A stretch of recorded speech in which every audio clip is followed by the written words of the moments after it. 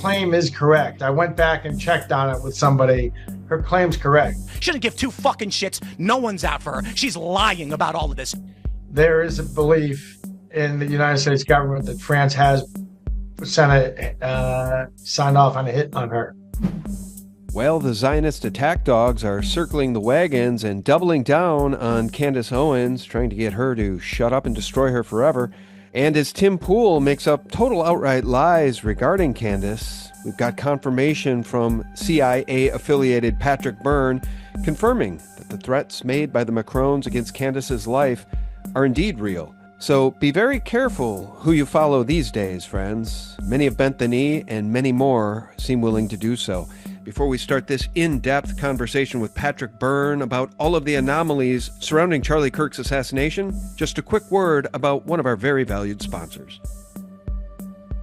You might have heard that our endocannabinoid system is the master switch that regulates all other systems in our bodies. They're even in mother's milk to give babies the best start in life. But did you know that not all cannabinoids are the same? You might have been introduced to them with CBD oils and CBD products on the market, but did you know there's a cannabinoid that is 1,000 times more potent than CBD and 10 times as effective? The molecule is called CBDA and can only be obtained by cold pressing living plants. That's why I'm proud to have Ness's Hemp as a sponsor.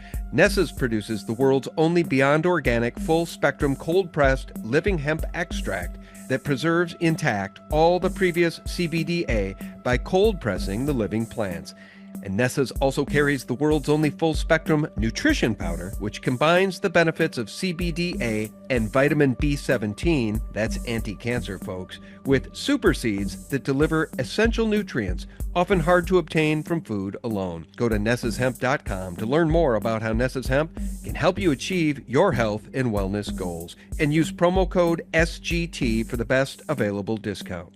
Ness's Hemp. Nature's love, made by hand, one drop at a time. The link is below.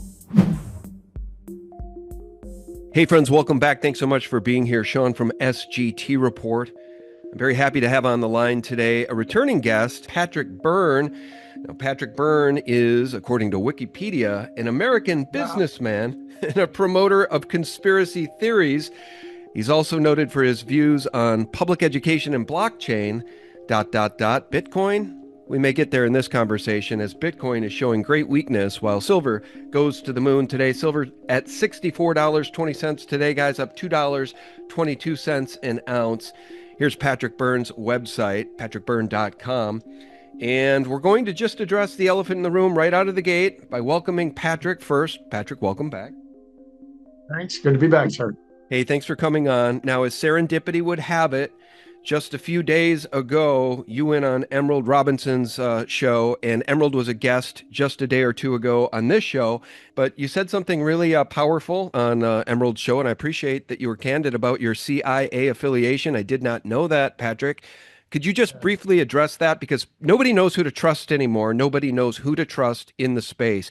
As the world blows up, evidently over Candace's investigation of who really murdered Charlie Kirk. How do we know who to trust, Patrick?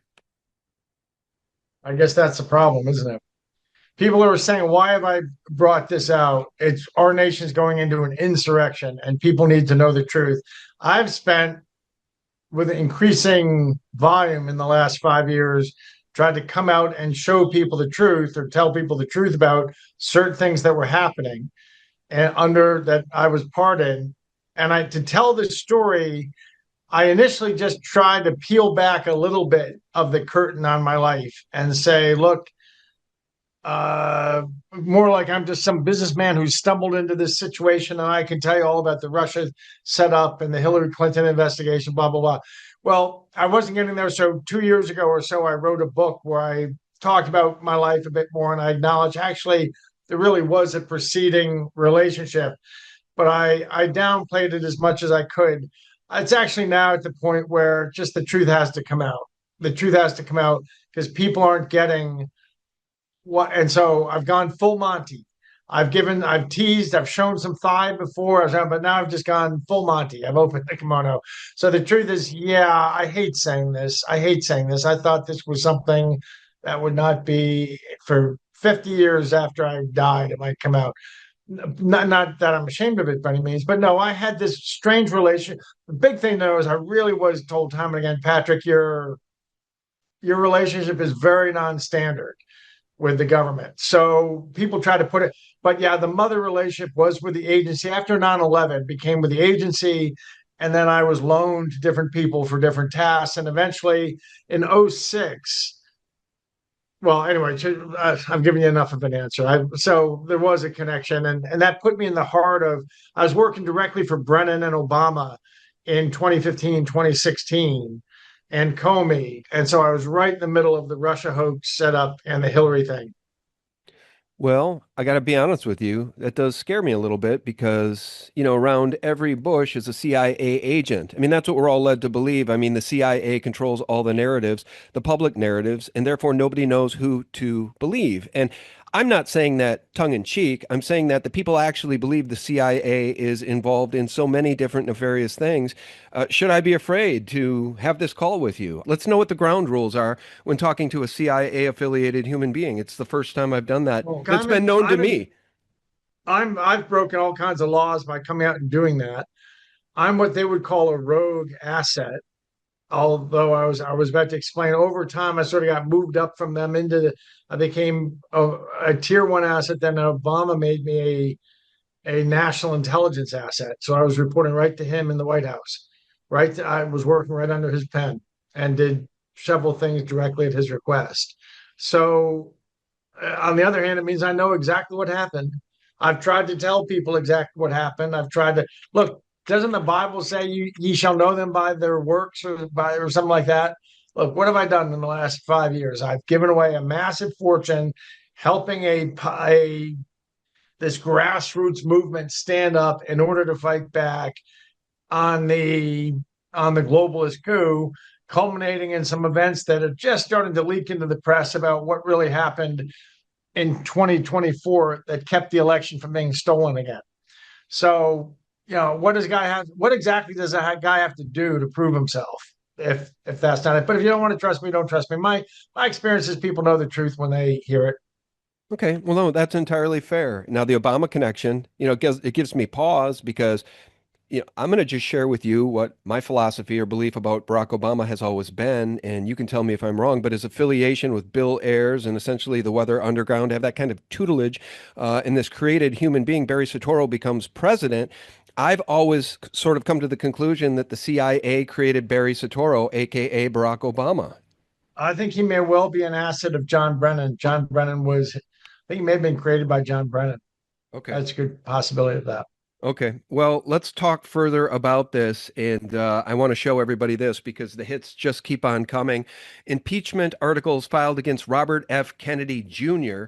The quote is this: RFK Jr. has turned his back on science, insert laugh track here, and the safety of the American people. Michiganders cannot take another day of his chaos, end quote. So I guess there is some element of the Demon Rat Party that just doesn't want our children to be healthy, and they love the poison vaccines. Do I have that right, Patrick? What's your take on this? Right. They're all about narrative. They're all about narrative. They're also about corruption. They're, essentially or almost all the Democrats, and at least half or two-thirds of the Republican, are the same group. It's the same globalist group. They wear different hats, different jerseys, but it's the same. They don't care anything about our rights. They don't care anything about our country. They're staking out their positions in some new world order that's just going to be explained to the rest, pardon me, to the rest of you. So anyway, I think you're on the right track with the things you say. Absolutely. Are they dangerous things to say? Because I'm really starting to sense a lot of danger in our republic at this point, given some of the incredibly powerful allegations Candace Owens has been making regarding her research investigation into the assassination of Charlie Kirk, including the alleged claim that the MACRON'S have taken out a hit on her life and transferred $1.5 million to do so. She claims she has the receipts and forwarded that on to people in our government, and there's been zero public response. There's been no denial of that allegation, and there's been no confirmation. They've ignored it entirely. And it's starting to get kind of scary here. Other nation states taking out hits against popular podcasters.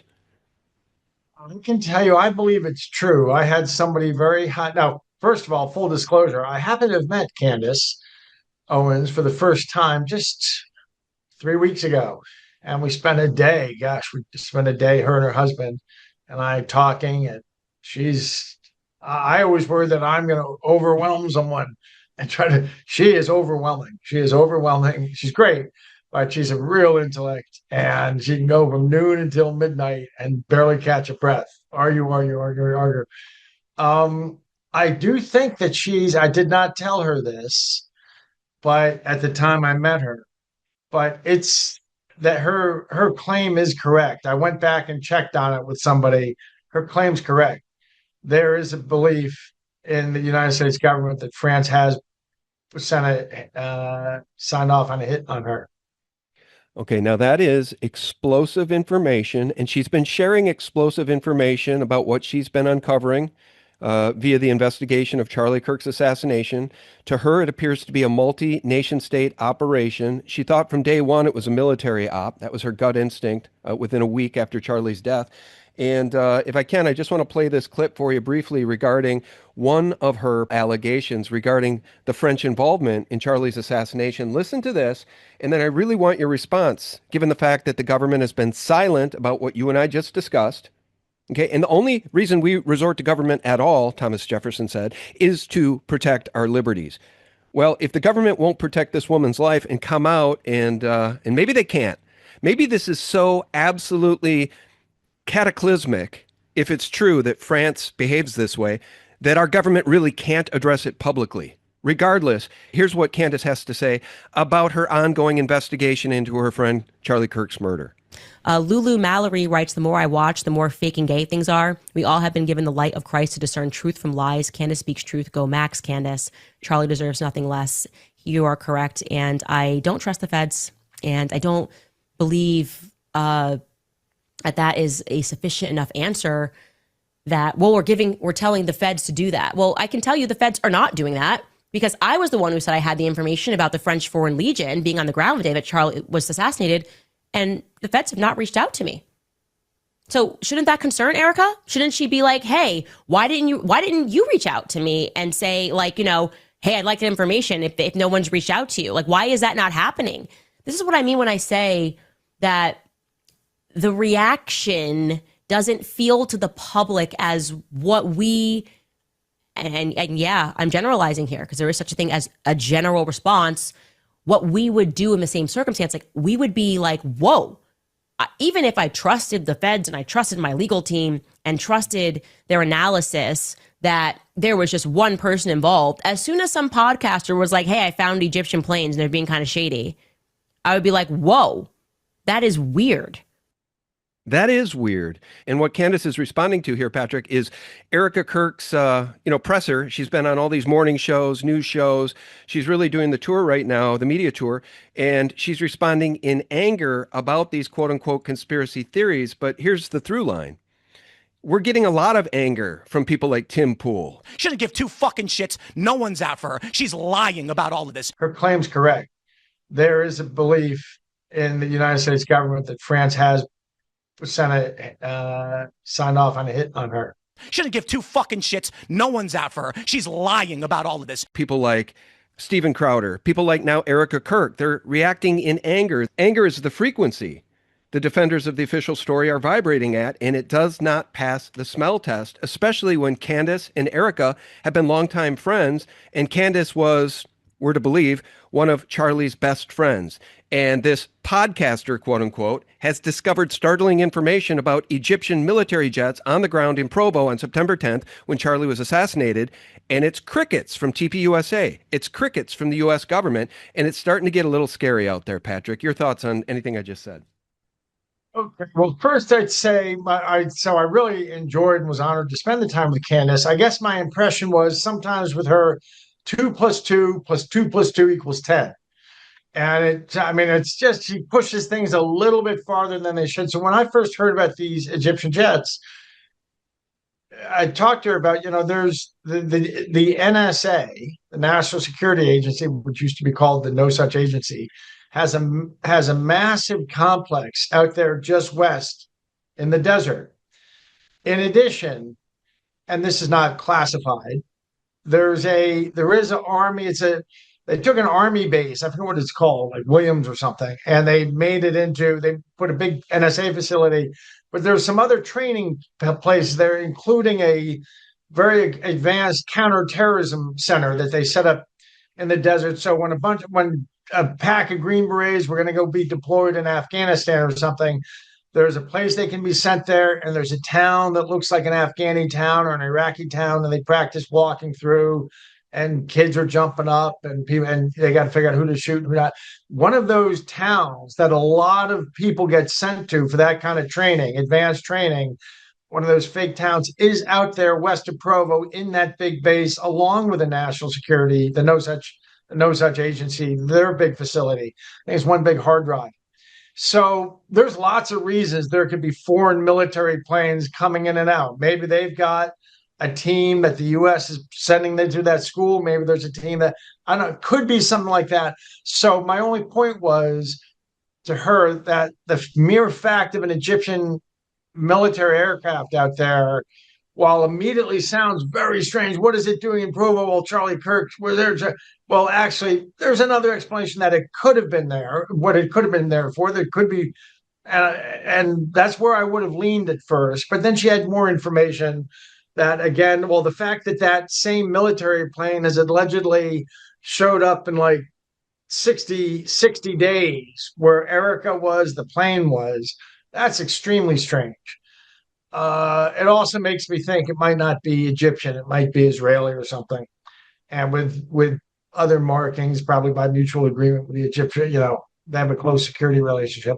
So I thought that Candace was pushing the evidence too hard initially when I heard about that, because there are, strange as it may sound, there is another reason that you might see foreign military aircraft flying in and out of Provo. If they've got people going to that school or going to the NSA, maybe it's their version of the NSA is sitting there in Provo and going to our NSA complex there. There could be all kinds of explanations of foreign cooperation like that. The thing I can't figure out innocent explanation for is that allegedly, have you heard, she claims to have tracked it down, and there was like 64 times that plane has been wherever Erica Kirk was. Correct. Is that accurate? That's accurate, roughly accurate to what she said. I don't know if it was 64, but somewhere in that neighborhood. Like, the planes have been tracking Erica for longer than they've been tracking Charlie. And when she first stumbled upon this information, she was very concerned that they were shadowing Charlie at all of these events. It turns out, no, they've been following Erica around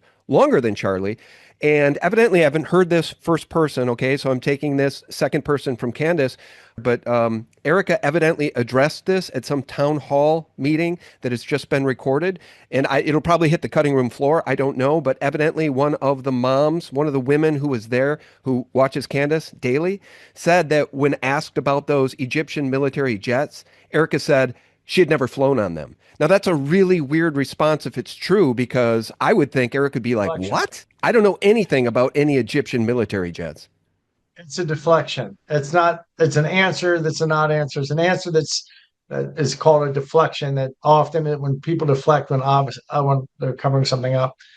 I don't know what to say about that. I discounted the story as being overly significant, there was this very good explanation that it could have been out there because of the NSA. It could have been out there because of that close quarter combat training facility we have out there that I'm sure we put foreign military people through with our guys. But hearing that plane followed Erica around, that is a tough one. Tough one. That's something that needs some explanation. Okay. And because my wife has asked me a lot about that, and she's, very curious. By the way, my wife is very suspicious of Erica Kirk.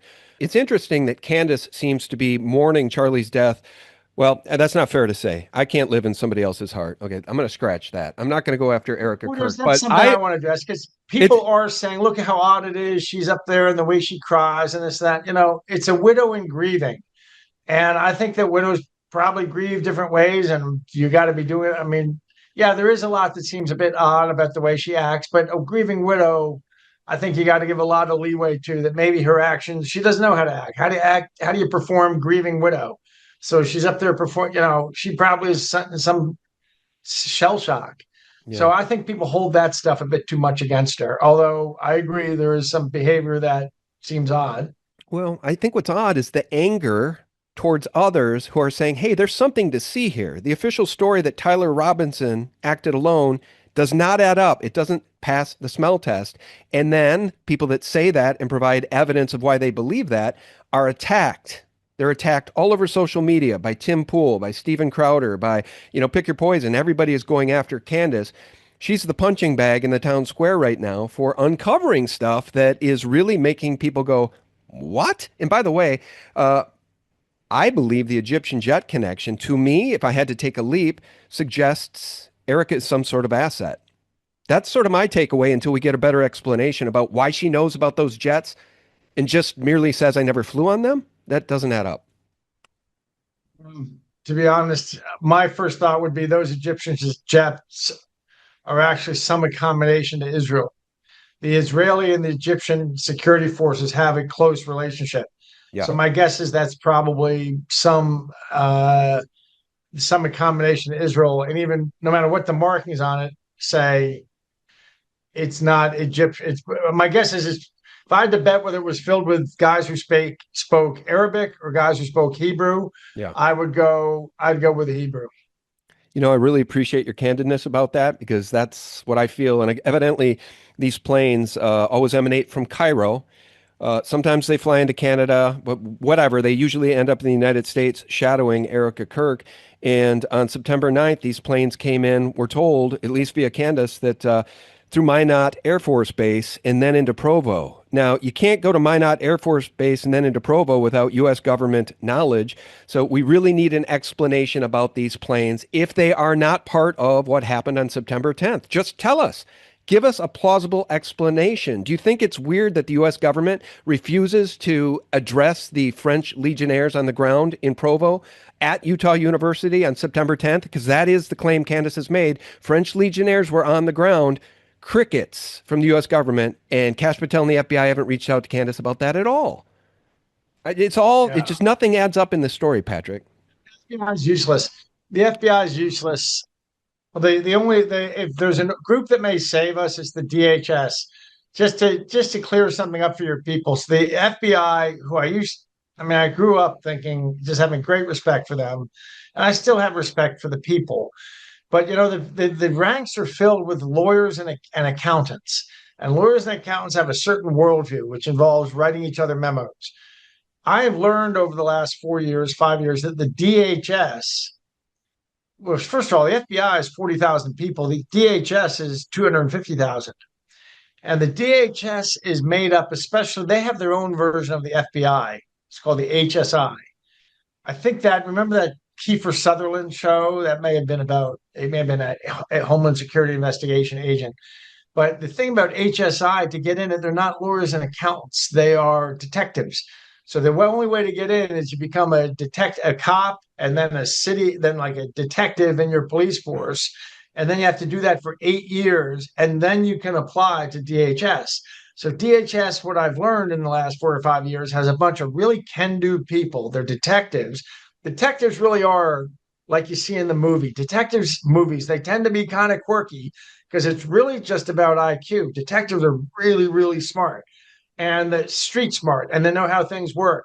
And so that's why, the movies always depict detectives as kind of quirky people. It'll be some, I don't know what, they're just different kind of people. Well, they tend to be in reality, but they're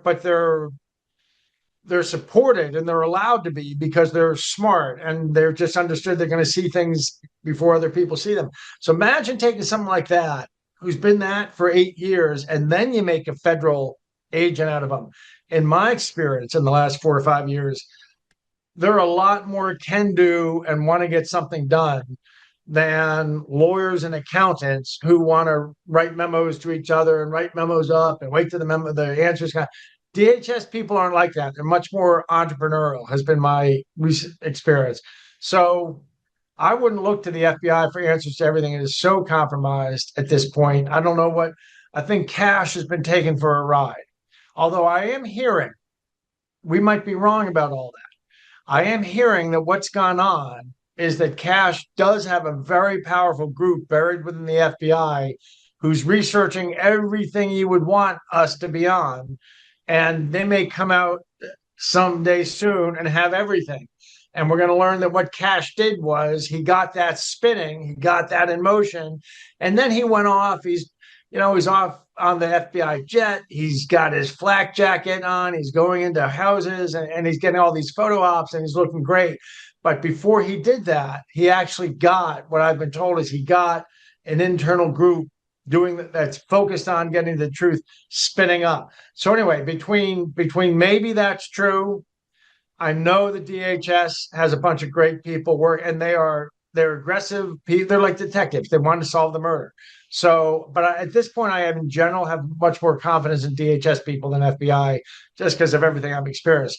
But anyway, I'm dropping something big. No one else knows this, but I do have an understanding that Cash, while he looks like he's splashing around doing these fun stuff, that he actually got a very focused group going, and that they're well down the road. That's another way I've heard the story. Now you know everything I know. I don't know what of that is the truth, but I can tell you my impression has been very favorable in recent years of dealing with DHS, just because they're can-do people who want to make things happen. All right. Now, you've sparked a thought, and I want to also share another elephant in the room, that some are claiming this entire event was staged and Charlie wasn't even killed at all. Now, that is a bridge too far for me, but I did some sleuthing last night, and I do want to share a clip with the audience and Patrick in just one second. But regarding what you just said about Cash Patel, I pray what you're saying is true. I hope that comes to pass, that Cash pulls himself out of this death spiral that he's in terms of his reputation and the FBI's reputation, because now they're pinning the January 6th pipe bomber thing on Brian Cole Jr., a black man with autism. And, when the FBI didn't want to solve that for 4 years, it was the internet sleuths, some of these same people helping Candace in her investigation, that used all sorts of intelligent discovery and angles to try to figure out the gait of the person walking, etc. They concluded that the Jan 6 pipe bomber was a female that worked for the DC Capitol Police. And then just 3 weeks later, that whole story goes away and it's pinned on Brian Cole Jr., a black man with autism. Nobody's buying it. See, here's the problem. Nobody's buying what the FBI is peddling anymore, and it is a real collapse of confidence amongst the people that are paying attention in this country, Patrick, because we thought there would be a changing of the guard with Donald J. Trump and we would get justice. I think President Trump, who I've come to really, I've tried to help him, and I've got lots of nice things to say about him, but I think that our president has what psychologists would say called trust issues. He doesn't know who to trust. And on the one hand, that lets some people manipulate him, because everybody knows if you just go to Trump and convince him, I'm the one you can trust, I'll never let you down, he'll like you. So that means he's open to manipulation. And of course, and it's been burned so many times. Secondly, he does have a great affection for his celebrity friends and his rich guy friends. But a lot of them, and I hate to sound, I used to be an entrepreneur, and I built lots of companies. I made companies for Buffett. And I built my own 2,000-person company. Until you've done it, managing a 2,000-person or a 40,000-person team or a 100,000-person team, it's a lot harder. And there's all kinds of skills that you need that you don't get if you're a lawyer. So Cash Patel is, I think, a 42-year-old lawyer. He's never run anything bigger than a staff of 2 or 3 people. And he gets made the head of a 40,000-person organization. The organization can run circles around him if they want. So what the president should do, every time he does that, every time he wants to appoint an RFK or an Oz or a Cash Patel, I wish he would staple to the guy a Marine colonel. And, Cash could still is the director of the FBI, but he's got a chief of staff who's a Marine colonel. And the Marine colonel knows just how to keep a 40,000 person organization from running circles around its director. It's not going to happen. But if Trump keeps on appointing the Trey Gowdies, who I'm not like, in fact, full disclosure, he was my lawyer for one day once for something. If he does that, he kind of gets, these are unforced errors. You can't just take a celebrity and put him over a great big organization, and but he picks them because he thinks they're going to be loyal. Well, even if they're loyal, they've never run anything big. They've never run anything. So it's so much different and so much harder than you. And you can take 20 brilliant lawyers and put all 20 over. Each one gets his own 40,000 man organization to run. And I think you'd be lucky if 1 out of 20 is successful. And Trump as a businessman should know this. He keeps appointing these lawyers who've never run anything or who've never been in charge of a large group to be in charge of a large group. If you do that, you need somebody at your elbow, like a Marine colonel, or otherwise the organizations. And the other thing these organizations do, like Pam Bondi gets in, and from what I hear, she gets in, and the top people say to her, listen, we know that this is 100,000 people. You're intimidated. Don't worry, Pam. We have this all under control. We got this under control. You can spend as much time as you want in Florida. Well, if anything comes up. So Pam goes back to Florida. She lives in Florida and flies up on the DOJ jet and does press conferences at the White House. And then I hear she gets on the jet and flies home without even going by the DOJ sometimes. So you just get these absentee owners. So he really has to, if he's intent on continuing to appoint his friends, celebrities, Fox News hosts, but if you to run big organizations, I wish you would get in the habit of, in each case, you take a Green Beret colonel or a Marine colonel and you staple them to the celebrity and let that person, he'll keep the organization tuned up and keep that from doing what they're doing to people like Pam Bondi and maybe Kash Patel. But I do want to go back. I do hear this rumor that Kash actually has a team that, while he's been flitting around and doing all this stuff, there's one very serious team within the FBI. And I know there are some very serious forces at work within DHS. I mean, DHS has really restored by a lot of my confidence in the federal government, or it has restored some of it, because there are people just like us in there, patriots who want to get at the truth and want to solve the crime.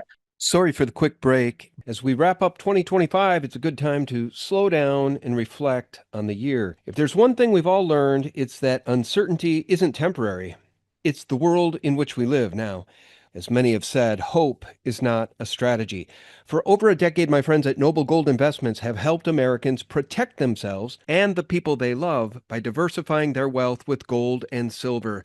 Look, no one knows what 2026 will bring, but one thing's for sure.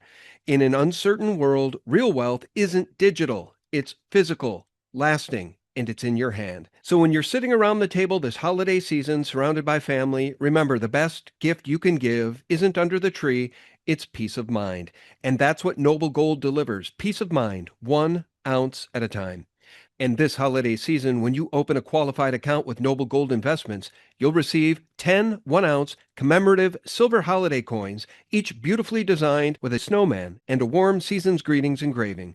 These limited edition silver coins make thoughtful gifts, and they're worth double what they were just a year ago. Before the year ends, take one smart step toward a safer future. Visit Noble Gold Investments and get your free wealth protection kit today. That's noblegoldinvestments.com. Don't leave your future to chance. The link is below. People just like us in there, patriots who want to get at the truth and want to solve the crime. Okay. Well, I appreciate that. More open-minded than FBI. I appreciate that insight. Remind me, who's the head of the DHS? Well, now the head of the DHS is Kristi Noem. And I'm not a fan with her Real ID and her, constant bending the knee to Israel. I'm not a huge fan of Kristi Noem. Now, I was for a period of time when she was governor, but it all just gives me pause. And I want to just say one last thing about Kash Patel. And then I want to share a nugget with you, Patrick, that you might be interested in researching further, one of Candace's claims. But Kash Patel famously said during that press conference with the Utah governor when they announced the capture of the perp, Tyler Robinson. It only took them 33 hours to get the bad guy. And then at the end of that, he signed off with one last word to my friend Charlie Kirk. We've got the watch now, brother. Rest easy. We'll see you in Valhalla. Well, we didn't know at that point that there was an operation that took place in Minnesota at Camp Ripley called Operation Valhalla, which is reported by Candace to involve French legionnaires and some aspect of military. Operation Valhalla ended on August 27th. Charlie was murdered on September 10th. And it just gets back to this French legionnaires' question in military involvement in the assassination. I think it's a really large, incredibly a coincidence, if that's how Kash Patel signed off that press conference a week after Charlie's death. I'll see you in Valhalla. We only learn later that it might be possible that people that took part of the assassination were in an operation called Valhalla. I don't know. Big coincidence, right, Patrick?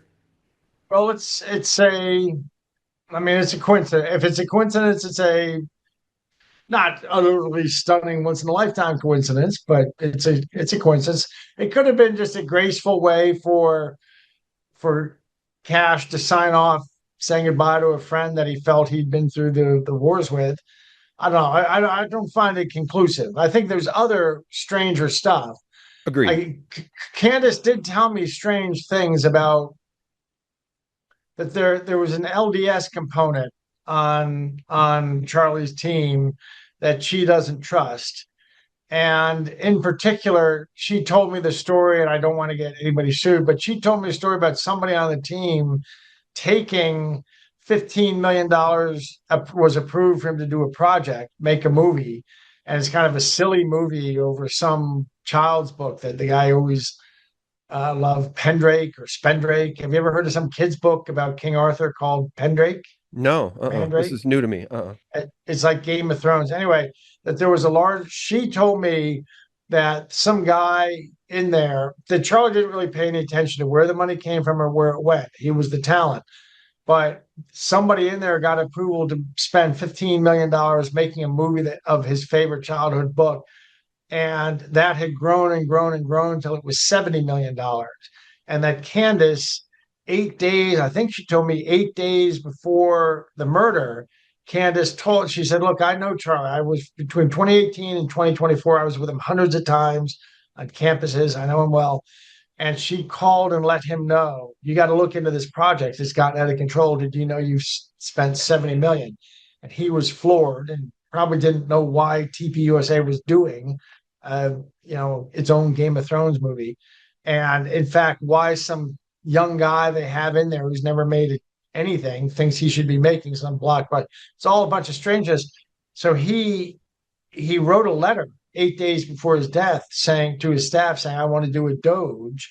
And Candace told me this is all public. She's made all this public, so I'm not stepping on toes. So that he said, I'm going to have a Doge go through Turning Point and where all the money comes from and where it goes. And then 8 days later, he gets killed. That is a meaningful thing to me. 1,000%. That is meaningful. And you need to look at who would have been exposed if there was such. And from what I hear from other people who've looked into the TP financials, it's something of a shit show. Oh, it's shady. The financials do not show a lot of good financial discipline or control. What did you say? Yeah, it's shady. In fact, TP Action and TP Faith are two divisions of TP USA that are under great scrutiny. And I just want to share one last thing with you in the audience, just briefly as a nugget to share with you, Patrick, because I know you are a deep researcher. This one is far too involved for me to convey in a short period of time. I can't possibly recap this information. Y'all would have to go back to episode 278, Candace's most recent episode regarding a high-level military meeting at Camp Huachuca in Arizona. Yes. The day before Charlie's assassination, and because the internet sleuths are so good with these jets these days, tracking jets all over the world, transponders off is always an interesting thing to note. One of these military jets is used commonly to transport high-level cabinet members or congressional leaders. And one of these jets is said to have been at Camp Huachuca the day before Charlie's assassination, and a whistleblower by the name of Harry Myers, not his real name, I don't think. I think he was in witness protection from years ago, or at least he applied to be in witness protection from when he was a 21-year-old military man who stumbled onto more government corruption. It wrecked his life, and now he stumbled onto this thing. Now, when I first heard this, I thought this guy has to be a Fed. This is just too perfect for this not to be an implanted story. Candace says she's vetted the entire thing out. She has proof what he's telling is the truth, etc.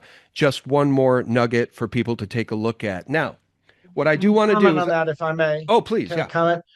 One thing you should know is Fort Huachuca in Arizona is the center of gravity of military intelligence. It's a little bit like saying Langley. If somebody said Langley, the jet had been in Langley the day before, that would probably suggest something. Well, if that was at Fort Huachuca, that's military intelligence.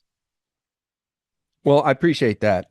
That seems to be how this thing is entirely lining up. And so, again, I think this is the most dangerous topic in the world. I've made the choice not to stand with the people who I think who bent the knee and refuse to acknowledge that the official story that Tyler Robinson acted alone is absolutely implausible, if not an outright lie. And it may just be an outright, total 100% lie.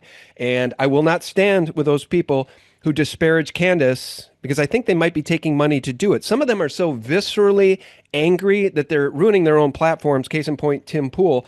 But he's unrelenting. So I just want to acknowledge I got a lot of eggs in the Candace basket, Patrick, because the official story doesn't add up. The official story doesn't add up. I just saw someone else on social media, the guy who schwacked Osama bin Laden, was just on somebody's show saying this doesn't add up. He doesn't believe the official story. What is the other thing that bothers me? There's just so much I know that isn't coming. Utah, first of all, is a very strange. Everybody thinks of Utah as this super square, old-fashioned place, and I lived there for 20 years, and I always said that. But people should know it's actually just the opposite. That's the surface. But for example, the gay community in Utah, I'm told so I ran Overstock, built Overstock. We had gay designers, of course, and a lot of gay, and I'm fine with gays. And they told me, though, that like some who came from out of state and started working in design, they told me that when they're out in the gay scene, now this is 20 years ago, that Utah is a very strange gay scene for two reasons. One, it's still underground. It's like the 50s. Any other city in the world, there's the above ground. It's not underground anymore. But in Utah, it was like the 50s still. It's this underground, hidden away thing. Secondly, there's a lot of Mormon men who go off and they don't know what to do about this. But if you send 100 kids out on missions around the world when they're 18, 100 young men, and they live 2 by 2 in attics, it's a tough 2 years. I admire the kids who go through it and do it. But it's for 2 years. They're living in some attic in Buenos Aires, and they're going out knocking on doors. Statistically, about 6 to 8% of those kids will experiment with each other. And when that happens, they come back, they do their Mormon thing, they get married, they go to college, they get married, they have their 5 children, and so on and so forth, become a button-down accountant, and they have that life. But they actually have, well, in the Black community, it's called life on the down low. You ever hear about the down low? Ever hear that expression? That's sort of the Black community's name for it. The Mormons have these very button-down guys that you would just think of as Johnny Square or Johnny Law. They actually have this alternative life. And that might be why the gay life is very much still 1950s underground. Ed Smart, the father of Elizabeth Smart, the woman that was all that strange stuff that had the girl, all that strange stuff. The kidnapping. The kidnapping. Yeah. Well, none of that story, the official story, none of that was true either. And incidentally, Ed just came out as gay in recent years. So that would you can probably revisit the original Elizabeth Smart story and do a better, have a key to figure out what really happened. Anyway, so Utah's a lot of that, and in particular, something they call Trantifa, which is the Antifa of trannies. I think that Utah may be like the central node or something of Trantifa. There's a lot of really angry trannies in Utah, Trantifa type, Antifa type trans, they call it. Have you ever heard that expression, Trantifa? Oh, yeah, because they tried to pin this whole thing on Tyler Robinson and his Trantifa, fuzzy buddy, his little gay lover. Yeah, but the governor, look at the governor. The governor looks, and I'm really of the school. I don't care where a man shoves his show, as they say. I don't care. I'm not against gays by any means. I'm fine with gays. But that governor looks queer as a $3 bill to me. And he's got a gay son, I hear. Mm-hmm. So I think that there's all kinds of other things mixed up in this. And I think that Candace did question that. She should not, or I'd say it's quite possible there's kind of all kinds of other things mixed up in this. And Candace is not doing anything inappropriate to question the official story. And if their response is to come out and scream at her and call her names, then that probably tells you she's over the target. These are all things that could be answered. I'd love to know what's the real answer. If there's an Egyptian plane that follows around Erica, wherever, well, my first guess is that would be filled with Israelis. Some Israeli, because she has some deep Israeli connection, did she not? Doesn't she have like some long-term Israeli connection? I'm sorry, who are you talking about? Erica. Oh, Erica. Well, there's so many questions about Erica, including her involvement in like foreign orphanages when her mother's military ties. There's so many crazy stories around this woman that it doesn't add up. And my wife thinks she's an actress. And by the way, she did appear in a reality TV show. That footage is all over the internet. So she is technically an actress to that degree. Let me just say one last thing regarding Charlie's texts and emails internally at TPUSA. Your Doge information is 100% true. Charlie suspected fraud. He wanted to know where the money was coming and where the money was going. And then they murdered him. And according to Candace, another bomb she dropped, but she waited long enough to drop the bomb when it would hurt the most people at TPUSA because they've been lying. She said that the night before he was assassinated, Charlie sent a text message to a few people at TPUSA, including, I believe, the head of security, saying, I think they're going to kill me tomorrow. And he died the next day. So, there's that. And I don't think it was Tyler Robinson that he was worried about. So now, Let me show you this. I watched this with my wife last night. It's only the totality of who I am and my experiences, I think. Maybe everybody caught this. I don't know. But what Candace says in this story about her husband, George Farmer, gave me great pause because, again, I've got a lot of eggs in the Candace basket. And now I'm starting to wonder, is everything fake? Because this story... Well, you tell me if you bump on anything in this story. Listen to this, Patrick. This was 11 months ago. Meet my husband, George Farmer. All right, guys, it's only taken me 6 years to book this next guest. Very difficult person to book, but I made it happen. George Farmer, welcome to Candace. Hi, honey. How come it's taken? Why do you never come on my show? I try so hard to get you on the show, and it's been 6 entire years since you've done that. Your skills are in front of the camera. Mine are behind them. Yeah, exactly. I like to let you do your thing. I do my thing. We do our own things, Well, I have a list of questions that the internet would like to ask you.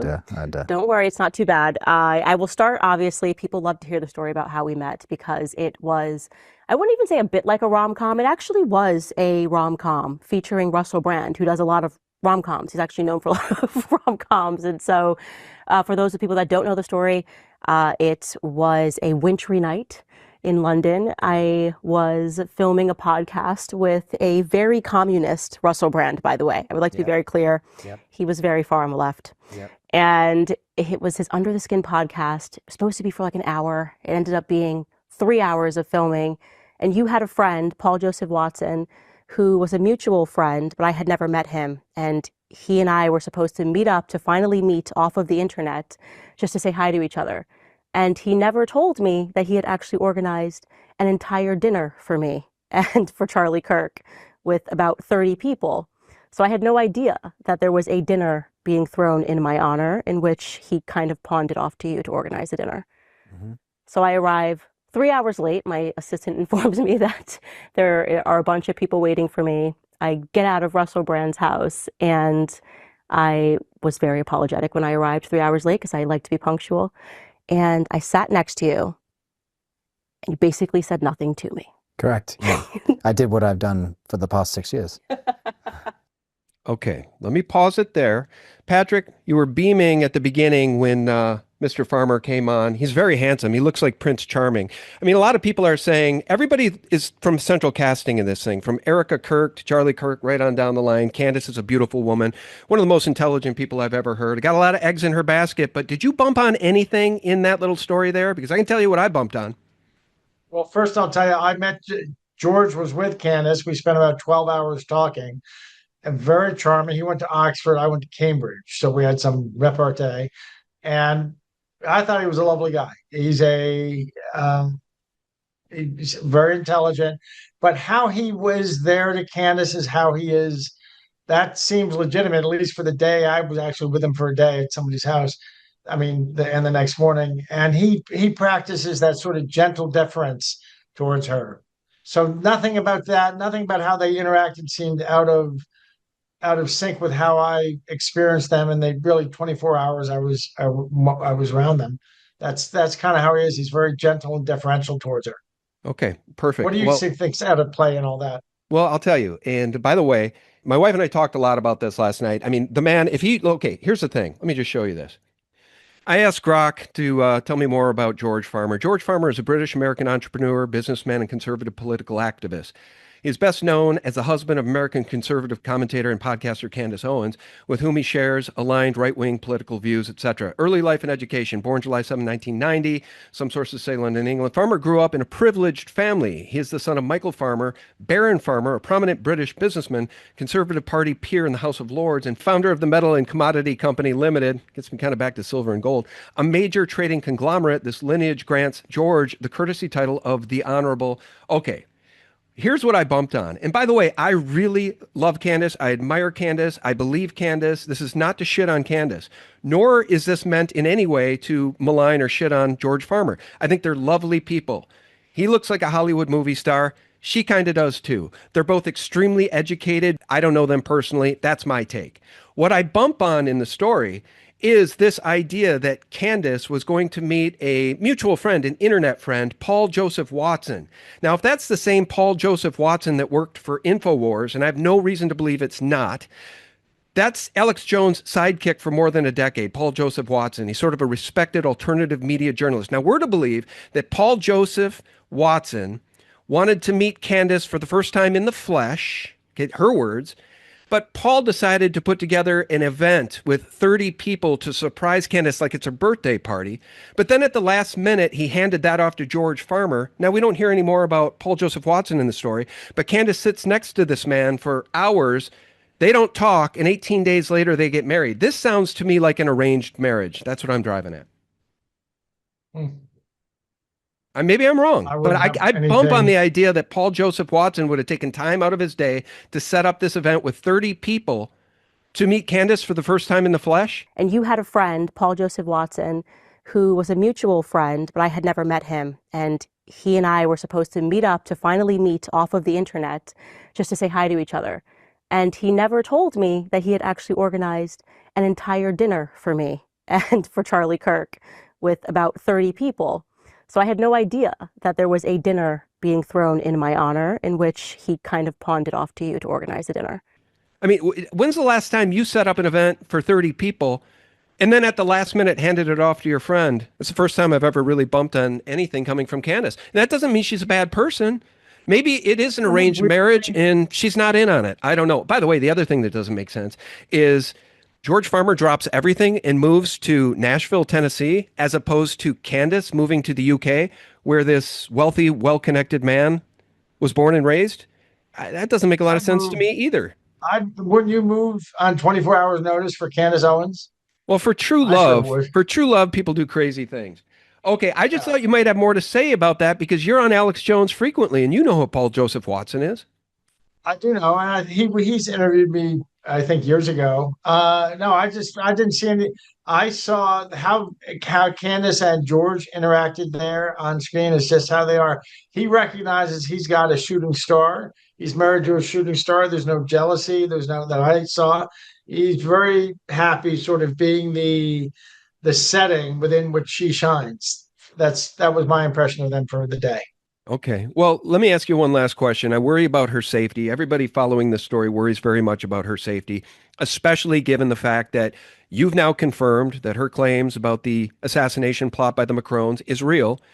Where is the security? Where is the Secret Service? Where is our government coming out to defend this number one podcaster in the world who happens to be American? Do you fear for her Well, security, for her safety? I do, given that I do. Although the government can do a lot of things without it being apparent. I don't want to say too much. I've been in situations where I was warned about my security, and I don't, I don't think I'm giving away anything too sensitive. Where I was told, just living out in the country, and we can keep track of anyone who's getting near you that gets within a mile of you is getting screened and run through filters based on phones and car license plates and stuff. I was in a very remote place. It could be that it could be that she's getting some protection that she doesn't even know about, but that there could be all kinds of national counterterrorism folks studying any car, any license plate that gets, within half a mile of her home. Things like that could be going on, and we just wouldn't know it. All right, fair enough. Well, look, we have so much more to talk about, but I want to be, I don't want to take too much of your time. I want to be considerate. Do you want to go another 5 or 10 minutes, or should we wrap this up? I did have some questions about what's really going on in Venezuela, what this war is about, but maybe that can be part two. We can do that another time. Let's go ahead. Let's hit that for 5 or 10 minutes. 7 minutes. Then I've got to sign off. Okay, you got it. Okay, I appreciate that. So, Smartmatic voting machines, Venezuela, Maduro. What is this really about? What is truly going on here? Because I want to note that you've got the receipts. You know all about the corruption as the former CEO of Overstock.com and the shorting of your company. And we just know there's malfeasance at every turn. What is the malfeasance regarding Maduro, Smartmatic, and our stolen elections? Is that why we're going into Venezuela? Or is it because this guy's anti-Zionist, as some people are claiming? Maduro. I can't speak for Donald Trump, but it has been thoroughly proven to the satisfaction of Uncle Sam over the last 6 months, 5 months, the following story.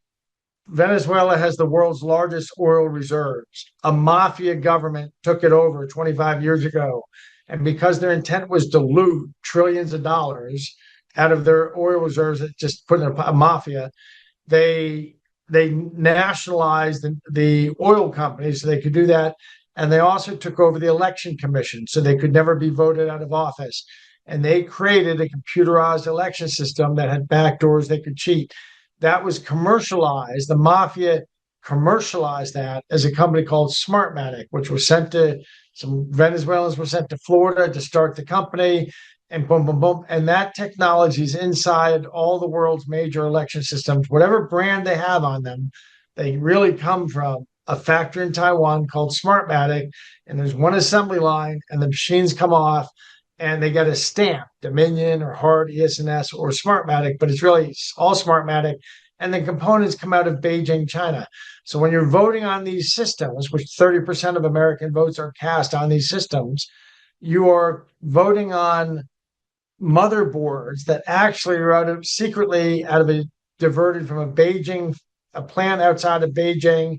There's another warehouse in Taiwan they get shipped to and create a phony manifest to make it look like they come out of Taiwan. They don't. And then they get moved on to the Smartmatic factory. And you're voting on software that actually traces back to the Venezuelan mafia.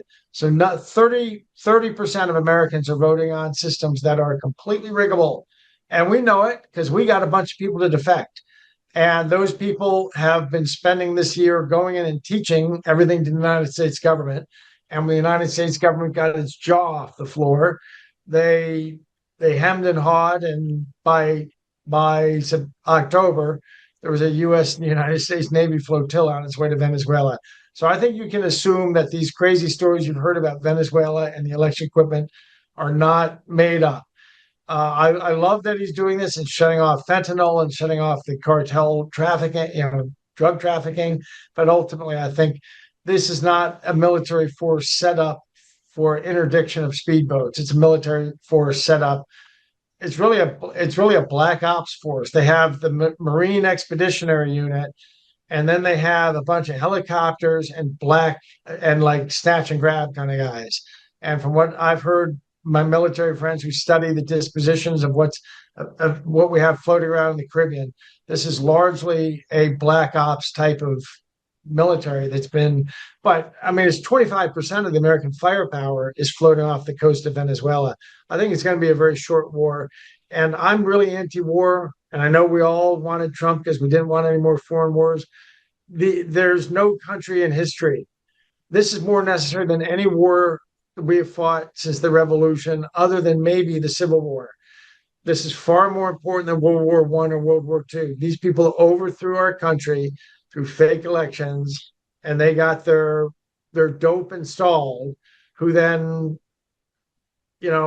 opened the gates of the city for 4 years and let 20 million possible soldiers come in. This was an overthrow of the U.S., and it was supposed to be permanent. We were never supposed to get out from under this. And November 5th, 2024, a lucky uppercut. Well, we had Donald Trump, who can connect with the people like no one I've ever seen, and a lucky uppercut was thrown that you're going to be hearing about someday that disrupted their ability to rig it again. And we're not going to get that chance again. It's never going to happen again. That uppercut is never coming back because now they know that we know what to do. So we're never going to get that chance again. Trump has this term to fix it. And myself, I don't think he's being muscular enough. I think he's moving at about maybe half the pace. But, everybody's a critic. Everyone's a critic. I don't know all his constraints. But this is the most necessary war we have fought since the Civil War, in my view. We have to get rid of the Maduro regime. Okay. I want to say one last thing. Yeah, sure. One last thing, and I'll let you go. I appreciate you very much. So Attorney Sidney Powell, who was so courageously vocal about the stolen election post-2020, when she fingered specifically Smartmatic, and I think she brought Venezuela into the conversation, is it fair to say that this woman who has paid a heavy price for being that courageous and truthful, is it fair to say she's been exonerated? I mean, this has all come to pass as being true. Yeah. Oh, yeah. I was with Sydney in those days and watching her go on television, and I was in the briefings. I was bringing her the briefings of the people that were talking about Venezuela. She was right all along. She's completely exonerated. All right. And everybody, that should tell you something. It was something very strange happened in America, where any lawyer who picked up a pen to try to help us came under all kinds of disbarment and grievances. And there was a group organized to do that. I think it was called Project 65. That was part of the revolution. That's just what they did in Venezuela, by the way. As they started rigging their elections, they had this whole legal. They went after any lawyers who tried to raise objections because they saw that the elections were starting to get rigged. So it's part of their strategy. Very Maoist. You got to come. The revolution occurs at all levels of society at once. So they were poised. So any lawyer who picked up a pen to dig into this themselves got grieved. So all those ones against Sydney, not only has she been exonerated, they got to go back and investigate the people who put all those together, because that wasn't coincidental. That was part of the pre-planned coup. And they should use DHS to do it, not FBI. That's what I'll close on. All right. Well, I appreciate you very much. Here's your website. I want to show everybody. Patrick M. Byrne, patrickbyrne.com. Patrick's been our guest, and I really appreciate it, Patrick. I know this is challenging stuff. A lot of people don't even want to talk about the Candace thing. They're afraid to talk about it. I'll note that InfoWars has pretty much avoided her claims, as has Gateway Pundit, as has Drudge Report. So it's really weird that this Charlie Kirk investigation is off limits, even to the alt media. So I appreciate you talking about it with me. My understanding is her voice is now the biggest in the world. She's eclipsed Joe Rogan and Alex, I think. So that strategy isn't going to work very long. Yeah, one wonders though. I've never personally seen Alex, who I admire, and I really love Alex Jones a lot. So it's not to spit on Alex Jones, but I've never seen him work so hard to not cover a story. He's really avoiding this one. Her up to me. He just brought her up to me this week. We did an interview. He brought her up to me, but I agree. Everyone wants to step on eggshells because it's, if Candace is wrong, then this is terrible to do to a widow, to a recently widowed woman. But if she's right, she's doing the right thing. So maybe that's why people are especially gentle about stuff. I can tell you, Charlie was great to me. He interviewed me once or twice. He had just sent me, or in May or June, he sent me an invitation to come and do another interview. I wish I'd done it. Oh, I wish you'd done it as well. And, as I wrap this up and say my goodbyes to Patrick Byrne, guys, the 2 Egyptian military jets confirmed by Tucker on the ground in Provo on September 10th, along with the multiple foreign-based cell phones on the ground at the campus, and the alleged financial malfeasance or outright corruption that's alleged at TP USA, TP Action, and TP Faith via tax reporting questions, that's not going away until these people address it. And when I say these people, I mean TP USA leadership and the FBI. There's too many questions for this just to get buried. We're not going to buy it like we bought it in 1963 because we don't have to wait 7 years for the Zapruder film. Patrick, God bless you. Yeah, last word on that. People talk about Israel. They really should make a distinction between Israel and the Israeli deep state, because a lot of things that that people are blaming on Israel are really coming out of the Israeli deep state, which is one particular part of Israel, is the people around a guy named Ehud Barak. They're the enemies of Netanyahu. And I am quite open to think there's a lot of evidence that this Ehud Barak crowd are a bunch of no-goodniks and have been up to mischief regarding the USA. But that's different than I don't have a dog in the fight, but I can tell you it's the opposite. Everyone jumps from, say, the obvious recognition that October 7th there seems to have been a stand down order. It was allowed to happen. They jump to saying, well, Bibi Netanyahu did that, and he did it so he could then blah, blah, blah. That's too big a jump. That's the 6 + 6 + 6 + 6 = 10 kind of jump. There may have been a stand down order. It may not have been Bibi. I think it probably was his enemies, the enemies in the deep state trying to hurt him by creating an impossible situation, a Kobayashi Maru situation, like Star Trek has it. So we have to be looking at the people specifically around Ehud Barak in Israel. I think that the evil that's coming out of Israel that some people are seeing, don't paint it just on Israel. It's that crowd. It's the Obama crowd of the Obama crowd of the U.S., the Ehud Barak crowd of Israel. Well, that's very interesting, and I want to just express appreciation for you taking time out of your busy day today. We went long, and I want to thank you so much. Patrick Byrne has been our guest, patrickbyrne.com. Thank you, Patrick. Godspeed. Be on again. Thank you, sir. Appreciate you. There he goes, folks. All right, Patrick Byrne. Friends, I just want to say one last thing. This Camp Huachuca claim and the whistleblower who goes by the pseudonym Harry Myers, this is explosive information shared by Candace in that last episode 278. Go check it out for yourself. Listen carefully, because if that all vets out as being true, it means the United States government probably was well aware of, if not totally involved in, whatever happened on September 10th. And that's why this is so dangerous to discuss. In addition to that, France, Egypt, and Israel. A nation-state operation. ? Friends, thanks so much for tuning in. We appreciate you. I'll remind you every single day for free, check us out to get the real news, the antidote to corporate propaganda 24/7 at sgtreport.com. Until next time, God bless. Here's some news. The United States had 5G in every metropolitan area before the UK had even one single 5G tower. So in the US, we've had more overall exposure to 5G and for a longer period of time. And I don't know if you know about this or realize this, but 5G was unable to penetrate the epidermis and the fat layer and had to be absorbed through our sweat pores. But 6G, however, is going to have a high enough hertz that it completely penetrates the skin and fat layer. And so it's going directly into our blood and veins. This is terrifying. You know, every move of ours is going to be monitored, documented, analyze not just what we're doing, but what the system thinks we're likely to do next, or maybe even what the system thinks we're thinking.